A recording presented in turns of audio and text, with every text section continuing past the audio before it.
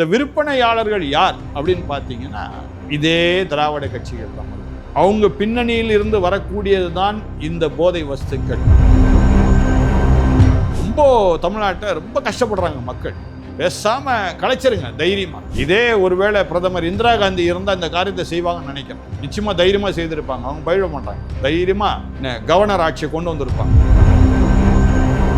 முதலமைச்சர் ஸ்டாலின் முதலமைச்சராக இருக்கிறதே பெரிய விஷயம். குடும்பத்தில் உள்ளவர்கள் தான் என்ன பண்றாங்க, இந்த மூத்த அமைச்சர்கள் எல்லாரையும், இந்த மூத்த அமைச்சர்னு சொல்றதை காட்டிலும் மூத்த திமுக உறுப்பினர்கள் அனைவரையுமே ஓரம் கட்டுறாங்க. எனக்கென்று எடுக்கிற அந்த புதைக்குழிக்கு ஒரு வரி எழுதினால் போதும், கோபாலபுரத்து விஸ்வாசி இங்கே உறங்குகிறான் என்று. கனிமொழியும் உதயநிதிக்கும் பிரச்சனை.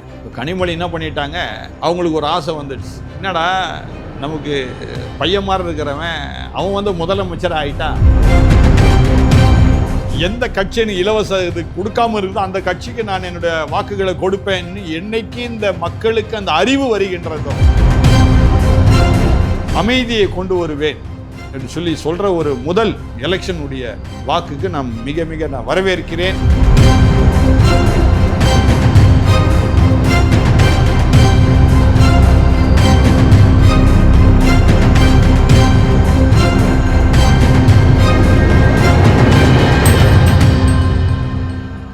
பேசு தமிழா பேசிய நேயர்களுக்கு வணக்கம். இன்றைய நேர்காணலுக்காக நம்முடன் இணைகிறார் ஆர்ச்சி பிஷப் குணசேகரன் சாமுவேல் அவர்கள். வணக்கம் சார். வணக்கங்க. அண்ணாமலை அவர்கள் ஒரு விஷயத்தை ஆணித்தரமாக ஒரு வேண்டுகோளாகவே வச்சுருக்காரு. மதம் மாறியவர்கள்லாம் மீண்டும் இந்து மதத்துக்கு வாங்க அப்படின்னு சொல்லிட்டு ஒரு வேண்டுகோளாகவே வச்சுருக்காரு. மதம் மாற்றம் இனிமேல் அதை தடை செய்யணும் அப்படின்னும் சொல்லியிருக்காரு. இது எப்படி பார்க்குறீங்க சார்? ஒரு பிஷப்பாக இது எப்படி பார்க்குறீங்க? மத மாற்ற தடை சட்டத்தை நான் வரவேற்கிறேன். முதல் காரியம் என்னென்னா, மதமே இல்லைன்னு சொல்லி நான் சொல்கிறேன். மதம்னு சொன்னாலே அது யானைக்கு தான் வருமே தவிர மனுஷனுக்கு அது இருக்கவே கூடாது. மனுஷனை மனுஷனாக பார்க்கணும். Human is a human always. ஒரு மனுஷத்தன்மையில் இருக்கணும். மனுஷனாக தான் அவனை பார்க்கணும். அதை விட்டுவிட்டு நாமளே இந்த மதத்தை கொண்டு வந்ததே யாருன்னா, அதுலேயும் இந்த ஆசியா கண்டத்தில் உள்ள மக்கள் தான் மதம்னு சொல்லி போயிட்டுருக்கிறாங்க. ஏன்னா எனக்கு ஒரு நல்ல ஒரு எக்ஸ்பீரியன்ஸ் ஒன்று உண்டு. நான் கனடா தேசத்தில் ட்ரெயினில் போயிட்டே இருக்கும்போது என்ன ஆச்சு, திடீர்னு சொல்லிவிட்டு நான் இறங்க வேண்டிய இடத்த நான் மிஸ் பண்ணிட்டேன். நான் புரிஞ்சுக்கிட்டேன். எனக்குள்ளே ஒரு உணர்ச்சி வந்துச்சு. என் முன்னாடி ஒருத்தர் என்ன பண்ணுறாரு, இந்த மாதிரி ஒரு கிராஸ் போட்டுட்டு ஒருத்தர் உட்கார்ந்தார். நான் அவரை பார்த்து நான் என்ன நினச்சிக்கிட்டேன், ஒரு கிராஸ் போட்டிருக்க ஒரு கிறிஸ்தவராக இருப்பார் அப்படின்னு நினச்சிக்கிட்டு, நீங்கள் கிறிஸ்தவரா அப்படின்னு கேட்டேன். இல்லை அப்படின்னாரு. உங்கள் பேர் என்னன்னு? டேவிட் அப்படின்னாரு. டேவிட்ன்றது ஒரு கிறிஸ்தவ பேர். டேவிட்னு சொன்னார். உங்கள் பேர் டேவிட்னு இருக்குதே, அப்போ நீ கிறிஸ்தவர் தானே அப்படின்னேன். உடனே அவர் சொன்னார், என் பேர் வேணால் டேவிடாக இருக்கா, நான் கிறிஸ்தவர் கிடையாது அப்படின்னார். அதுபோல் அதாவது வெஸ்டர்ன் கண்ட்ரீஸ் அவங்க மதம் அதெல்லாம் பார்க்குறதே கிடையாது. இப்போ அமெரிக்க தேசத்துக்கு போனீங்கன்னா ஏகப்பட்ட இந்து கோயில்களை பார்க்கலாம். கனடா தேசத்தில் நான் ஒரு கோயிலுக்கு நான் போயிருந்தேன். அந்த கோயிலுக்கு பார்த்தீங்கன்னா ஒரே நேரத்தில் ஏறக்குறைய 2000 கார் பார்க் பண்ணலாம். அப்போனா பார்த்துக்கிட்டேன் எவ்வளோ பெரிய இடம் இருக்குது அந்த கோயிலுக்குன்னு சொல்லி. இது இந்து கோயிலை பற்றி சொல்லிகிட்டு இருக்கிறேன் நான். ஆக நம்ம தேசத்தில் இந்த ஆசியா கண்டத்தில் மட்டும்தான் மதம்னு சொல்லி மக்களை பிரிக்கிறாங்க. இவைகள்லாம் யார் செய்தது அப்படின்னா அரசியல்வாதிகள் தான் செய்கிறாங்க. நான் என்ன சொல்கிறேன், இப்போ தமிழ்நாட்டு முதலமைச்சர் இருக்கிறார். இவங்க ஆட்சி கடந்த 4.5 வருட காலமாக இவங்க ஆட்சி இருந்தது. ஒன்றுமே இல்லை, ஒரு ஒரு ஒரு குழந்தைய ஸ்கூலில் போய் சேர்க்குறாங்க. அந்த அப்ளிகேஷனில் பாருங்கள், லைனாக கேள்வி கேட்டிருக்கோம். அதில் ஒரு கேள்வி என்னென்னா, எந்த மதத்தை சார்ந்தவர் நீங்கள், விச் ரெலிஜன் அப்படின்னு கேட்டிருக்கோம். ஏன் இந்த கேள்வி? அப்போ நீங்களே பிரிக்கிறீங்கல்ல, இந்த அரசாங்கம் தான் பிரிக்குது மக்களை. நீ எந்த மதம்? அப்போது அவனுக்குள்ளே ஒரு கேள்வி வருது. சில குடும்பங்களில் என்ன ஆகுது, அம்மா சர்ச்சுக்கு போவாங்க, அப்பா ஆலய வழிபாடு கோயில் வழிபாட்டுக்கு போவாங்க. இப்போ இந்த குழந்தைக்கு என்ன தெரியல, தான் இந்துன்னு சொல்கிறதா அல்ல கிறிஸ்தவன் எழுதுறதா? நான் என்ன சொல்கிறேன், அதாவது கடவுள் என்பது ஒருவர். சென்ட்ரல் ஸ்டேஷன் ஒன்று தான். 4 சென்ட்ரல் ஸ்டேஷன் வர முடியாது, 4 எக்மோர் ஸ்டேஷன் வர முடியாது. சென்ட்ரல் ஸ்டேஷன் ஒன்று தான். கடவுள் என்பது ஒருவர். ஒவ்வொருத்தரும் ஒரு வழியில் போகிறாங்க. ஒருத்தர் டீனர் வழியாக வேறு ரூட்டில் போவாங்க, சிலர் மயிலாப்பூர்லேருந்து வேறு ரூட்டில் போவாங்க, சிலர் மவுண்ட் ரோட்லேருந்து வேறு ரூட்டு போவாங்க. போகிற இடம் சென்ட்ரல் ஸ்டேஷன், அவ்வளோதான். இதுக்கு ஏன் நமக்குள்ளே இவ்வளோ பிரிவுகளை வச்சுக்கிட்டு மதம் மாற்ற தடை சட்டம், மதம் மாறாதே சொல்வதே தவறுன்னு நான் நினைக்கிறேன். ஆனால் வரவேற்கிறேன். அவர் சொன்ன அந்த வார்த்தையை நான் வரவேற்கிறேன். நான் மதமே இல்லைன்னு சொல்கிறவன். என்னுடைய வழிபாடு இப்படி இருக்குது, அவ்வளோதான். நான் கிறிஸ்தவ வழிபாட்டில் நான் வளர்ந்துட்டேன், நான் அதில் போயிட்டுருக்கேன். அந்த நம்பிக்கையில் நான் போயிட்டுருக்கிறேன். உன் நம்பிக்கையில் நீ போ, அதில் தவறே கிடையாது. உன் நம்பிக்கையில் நீ பாட்டுக்கு போயிட்டே இரு. அதனால் மதம் மாற்ற தடை சட்டம், மதம் மாற வேண்டாம் என்பதை நான் வரவேற்கின்றேன். கடந்த 3 வருஷங்காலமாக பிஜேபிக்கு நான் ஆதரவு கொடுக்கறதுனால எங்கெல்லாம் மைனஸ் ஆச்சுன்னு எனக்கு மட்டும்தான் தெரியும், என் குடும்பத்தாருக்கு மட்டும்தான் தெரியும். நான் அதெல்லாம் பொருட்படுத்தலை, அதை பெரிதாக நினைக்கல. என்னுடைய ஒரே நோக்கம் பிஜேபி தமிழ்நாட்டில் கால் வைக்கணும். தமிழ்நாட்டில் கல்வி, தொழில், இதெல்லாம் பொருளாதாரம் இதெல்லாம் வளருதோ இல்லையோ, ஆனால் டே பை டே ஒரு புதுசாக கஞ்சா, அப்புறம் பார்த்தீங்கன்னா இந்த போதை வஸ்துக்கள் தொடர்ந்து வந்துகிட்டே இருக்குது. ஒரு அட்வான்ஸ் லெவலில் வந்துகிட்டே இருக்குது. இந்த கலாச்சாரத்தை எப்படி பார்க்குறீங்க சார்? இது காரணம் என்னன்னா, எஜுகேஷன் சரியில்லைங்க. கல்வி அமைப்பே சரியில்லை. ஒரு அரசாங்க பள்ளிக்குள்ளே நான் போக வேண்டிய ஒரு நிர்பந்தம் ஏற்பட்டது. அநேக மாணவர்கள் தான் பார்த்தீங்கன்னா இந்த போதை வஸ்துக்குள்ளே தள்ளப்படுறாங்க. இது எப்படி இருக்குன்னா, இந்த போதைகளை விற்கிறான் இல்லையா, அவனுக்கு வேண்டியது பணம். இந்த மாணவனுக்கு வேண்டியதுன்னா ஒரு ஜாலி, ஒரு என்ஜாய்மெண்ட் அவனுக்கு வேணும். அவனுடைய வாழ்க்கை தரம் கெட்டுப்போகுது, அவன் வாழ்க்கையே கெட்டுப்போகுது, அவனுடைய உடம்பு நாசமாகுது என்பதை குறித்து அவனுக்கு எந்த விதத்திலையும் அவனுக்கு தெரியல. ஏன்னா அவன் பேரே எழுத தெரியலையே. அந்த மாதிரி நிலை இருக்கக்கூடிய இந்த மாணவர்கள் சீரழிந்து போயிட்டு இருக்கிறாங்க. இதற்கு காரணம் யாருன்னா இந்த மாதிரி விற்பனையாளர்கள். இந்த விற்பனையாளர்கள் யார் அப்படின்னு பார்த்தீங்கன்னா, இதே திராவிட கட்சிகள் தான். மறுபடியும் அவங்க பின்னணியில் இருந்து வரக்கூடியது தான் இந்த போதை வஸ்துக்கள். ஒருவேளை அவங்க அந்த திராவிட கட்சியில் உள்ள நபர்கள் ஒருவேளை சொல்லுவாங்க, நாங்களாம் அப்படி கிடையாதுன்னு. சொல்கிறவங்களுக்கு ஒருவேளை அறியாமையில் இவங்க பேசுகிறாங்க. நிச்சயமாக இப்போ நான் சொல்லும்போது கமெண்ட்டில் உனக்கு என்னடா தெரியும், எப்படி பேசுகிறான், உனக்கு என்னடா தெரியும், என்னடா அப்படின்னு பேசுவான். ஏன்னா அறியாமையில் பேசுகிறான் அவன். முதல்ல இந்த ட்ரெஸ்ஸுக்கு அவனுக்கு மரியாதை கொடுக்க தெரியாது, ஏன்னா கல்வி அறிவு இல்லை. இந்த விஷயத்தில் திமுக அரசே அலட்சியமாக இருக்குது. அதை தாங்க நான் சொல்கிறேன். இது அரசாங்கம் எடுக்க வேண்டிய நடவடிக்கை. இப்போ அரசாங்க நடவடிக்கை எடுக்கணும்னா போலீஸார் என்ன பண்ணணும், காவல்துறை இதற்கு கட்டாயம் என்ன செய்யணும். இந்த போதை வஸ்துகள் நடக்குதுன்னா காவல்துறைக்கு தெரியாமல் நடக்கலை. காவல்துறையில் உள்ள சில கருப்பாடுகள்னு சொல்லுவாங்க. எல்லா காவல்துறையினரையும் நான் தவறாக சொல்ல விரும்பலை. பலர் நல்லவர்கள் இருக்கிறார்கள். 100ல் ஒருத்தர் தான் என்ன பண்ணுறாரு, இந்த மாதிரி ஆட்களுக்கு உடன்பட்டு பணத்துக்காக உடன்பட்டு என்ன பண்ணுறாங்க, இந்த மாதிரி ஆட்களை வளர விடுறாங்க. அடுத்தது இது நன்றாகவே அரசாங்கத்துக்கு நன்றாகவே தெரியாமல் எந்த காரியமும் நடக்கலை. ஆனால் இந்த அரசாங்கம் மௌனமாக இருந்து கொண்டு இருக்கின்றது. காரணம் என்னென்னா, என்னவா நடந்துட்டு போட்டோம், என் ஆட்சி நடக்கணும், நான் பணம் சம்பாதிக்கணும். அவன் ஆட்சி இருந்தால் தான் பணம் சம்பாதிக்க முடியும். ஒரே நோக்கம் பணம் சம்பாதிக்கணும், எப்படியா கெட்டு சீரழிஞ்சு போ, அதை பற்றி எனக்கு கவலையே கிடையாது அப்படின்ற நிலையில் தான் இப்போ இருக்கிற ஆட்சி நடந்துட்டு இருக்குது.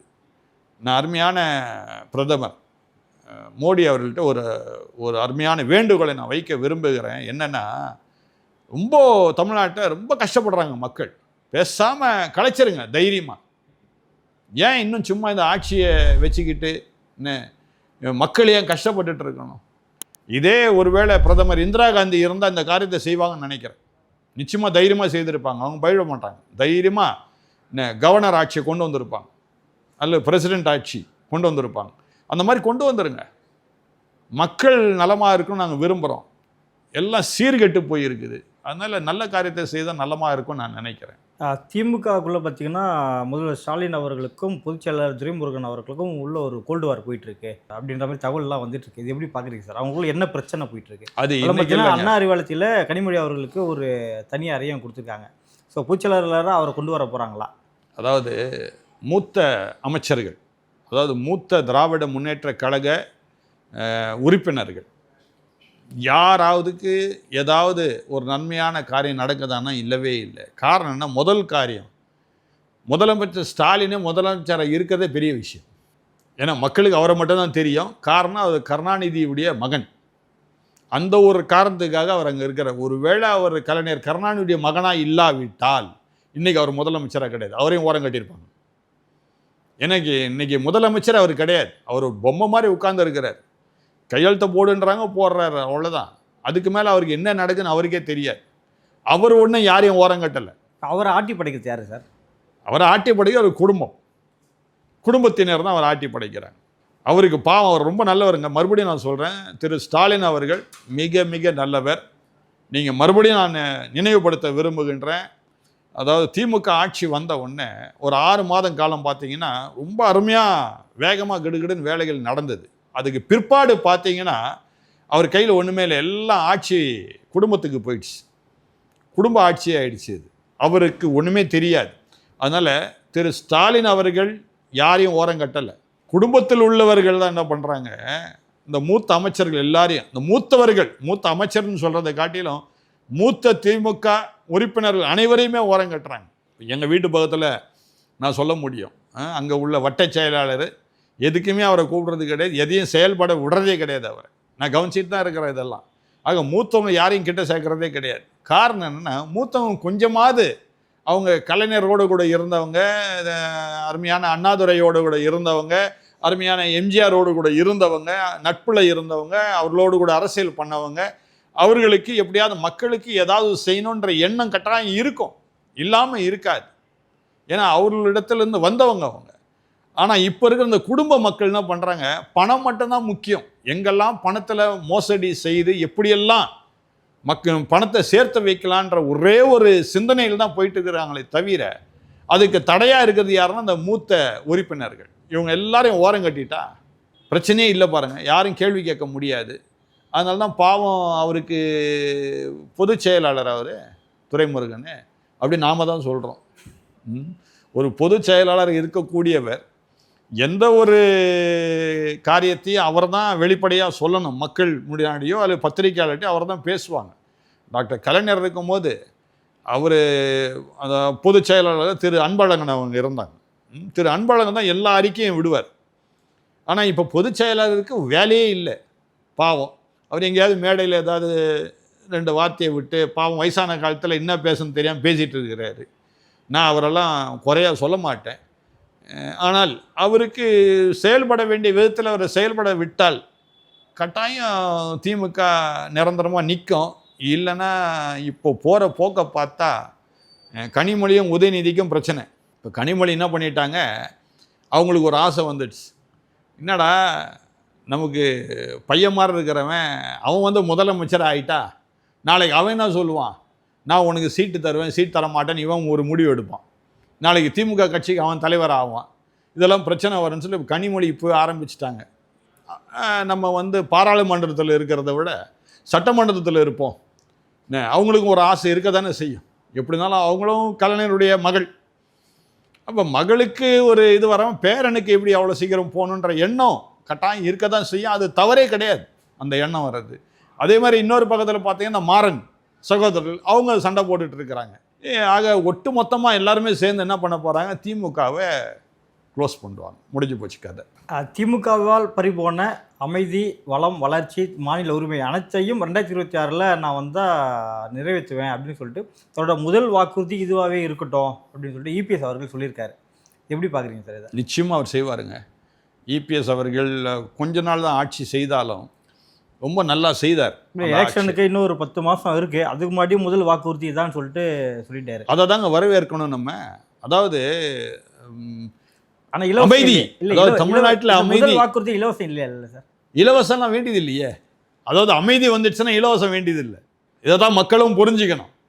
மக்கள் நல்லா என்ன புரிஞ்சுக்கணும்னா, இலவசம் எனக்கு வேண்டாம், எந்த கட்சி எனக்கு இலவச இது கொடுக்காம இருக்குதோ அந்த கட்சிக்கு நான் என்னுடைய வாக்குகளை கொடுப்பேன்னு என்னைக்கு இந்த மக்களுக்கு அந்த அறிவு வருகின்றதோ, அதாவது பஸ்ஸில் போனால் சந்தோஷமாக வீடு போய் சேரும்ன்ற நம்பிக்கை இருக்கணும். ரோட்டில் நடந்தால் போட்டிருக்கிற ஒரு செயின் ஏதோ ஆசைப்பட்டு ஒரு செயினை போட்டு போகிறோம், அதை பத்திரமா வீட்டுக்கு போய் சேர்க்கணுன்ற ஒரு உணர்வோடு கூட அவங்க நடந்து போகணும், பயம் இல்லாமல் நடந்து போகணும். ஒன்றும் இல்லை, என்னுடைய தெருவில் ராத்திரி ஒரு 8:30 மணிக்கு ஒரு பெண் பிள்ளை, அந்த பிள்ளைக்கு ஏறக்குறைய ஒரு 16-17 வயசு இருக்கும். அது டெய்லி ஒரு 8:30 மணிக்கு அவங்க வீட்டில் இருக்க நாயை ஒரு வாக்கிங்காக அந்த தெருவில் தான் கொண்டு வரும். அதுக்குள்ளே ராத்திரி 8:30 மணிக்கு ஒருத்தன் இதை பார்த்துக்கிட்டே இருந்துட்டு ஒரு நாள் வந்துட்டு ஐ லவ் யூன்ட்டு போகிறான். அது பயந்து அடித்து அலறடிச்சு வீட்டுக்கு ஓடுது. அப்புறம் அவங்க அப்பா வந்து என்னை கேட்குறாரு, உங்கள் சிசிடிவியில் இருக்குமே அந்த காட்சி கொஞ்சம் பாருங்கள், அந்த நம்பர் பிளேட் தெரிஞ்சால் போதும், அந்த ஆளை கண்டுபிடிச்சிடலான்னு அவர் சொல்கிறாரு. உண்மைதான். இப்போ நான் என்ன சொல்ல வரேன்னா, இப்படி இருக்குது. நான் என் கண்ணால் பார்த்ததை சொல்கிறேன், பார்க்காம எத்தனை நடந்துக்கிட்டே இருக்குது. இதை தான் அருமையான இபிஎஸ் அவர்கள் மிக அழகாக மக்களுக்கு சொல்லக்கூடிய ஒரு காரியம் என்னென்னா, நான் கட்டாயம் இந்த தமிழ்நாட்டிற்கு அமைதியை கொண்டு வருவேன் என்று சொல்லி சொல்கிற ஒரு முதல் எலெக்ஷனுடைய வாக்குக்கு நான் மிக மிக நான் வரவேற்கிறேன். அருமையான இபிஎஸ் அவர்களுக்கு என் வாழ்த்தலையும் தெரிவித்துக் கொள்கின்றேன். இப்படிப்பட்ட மக்கள் தான் தமிழ்நாட்டுக்கு தேவை. நடப்பு அரசியல் குறித்து பல்வேறு கருத்தில் மிக்க நன்றி சார். மிக்க நன்றிங்க. ஒவ்வொரு மாதமும் 1 கோடிக்கும் அதிகமான பார்வையாளர்களை சென்று சேரும் பேசு தமிழா பேசு சேனலில் உங்கள் நிறுவனத்தை விளம்பரப்படுத்த வேண்டுமா? திரையில் தெரியும் எண்ணை இப்போதே தொடர்பு கொள்ளுங்கள். கருப்போடு அணிஞ்சிட்டு காலபைரவர் வழிபாடு, அதை தொடர்ந்து அவங்க செய்து வர அவங்களுக்கு இந்த தோஷம் அடிபட்டு. அந்த பேர் பவர்ஃபுல்லாக இருந்தாக்கா இவங்க பவர்ஃபுல்லாக இருப்பாங்க. அந்த பேர் ஒரு பவர்லெஸ்ஸாக இருந்தால் இவங்க பவர்லெஸ் ஆயிடுவாங்க. பைரைட்டுங்கிறது ஒரு நல்ல சக்தி வாய்ந்த கல். இந்த கல்லை நம்ம பயன்படுத்தும் போது நமக்கு பணம் வரும். இந்த வடக்கு பகுதியும் கிழக்கு பகுதியும் ஒரு தொழில் நிறுவனத்திற்கு தவறாக அமைந்தால் மிகப்பெரிய அளவில் கடனை கொடுக்கும். இந்த மாதிரி ஆன்மீகம் மற்றும் ஜோதிடம் சார்ந்த இன்னும் பல வீடியோக்கள் பார்க்கணுமா? மறக்காம திருவருள் டிவிக்கு சப்ஸ்கிரைப் பண்ணுங்க. திருவருள் டிவியுடைய சேனல் லிங்க் இந்த வீடியோடைய டிஸ்கிரிப்ஷன்ல இருக்கு.